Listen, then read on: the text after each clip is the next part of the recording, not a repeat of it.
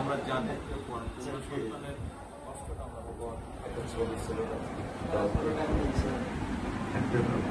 Sir কিছু বলে দিলেন না, আমি শুধু আমি মেয়ের বাবা, আপনিও স্যার একজন মেয়ের বাবা। শুধু একটা আমি দৃশ্য আপনাকে স্যার দেখো, আর কিছু দেখাবো না স্যার, আমি দেখবো না স্যার, স্যার আমি দেখবো না স্যার, এটা নিয়ে আমি সারা জীবন স্যার আমি দেখবো আমি কি করে দেবেন সারা জীবন এই দৃশ্য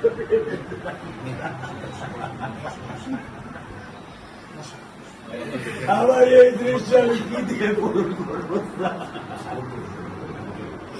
আমার মেয়ে শুক্রবারে আমার সাথে মসজিদে নামাজ পড়ে, আমি 3 ওয়াক্ত নামাজ বাসায় পড়ি স্যার, কারণ ও আমার সাথে নামাজ পড়তে পছন্দ করে। 2 ওয়াক্ত নামাজ আমি ওকে নিয়ে স্যার আমার বাসায় পড়ি স্যার।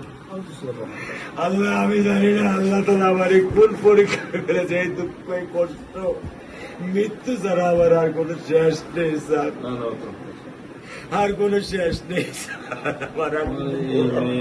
আপনার দায়িত্ব মানে প্রধানমন্ত্রী নেবে, আমাদেরকে তো আপনাদেরকে শক্ত হতে হবে না, আপনার তো বড় মেয়েটা রয়ে গেছে, এখন তো ওর জন্য আপনাদেরকে শক্ত থাকতে হবে স্যার। সত্য কথা, আমি যখন ওকে ভ্যানে পাঠাই আমি খুব বল পাই, আমি কালকেও বলে দিছি যে আমি আর ভ্যানে দিব না, তুমি প্রতিদিন ওকে রিস্কায় নিয়ে যাবা, রিস্কায় করে নিয়ে আসবা। আমি ক্লান্ত স্যার, 10 বছর বয়স থেকে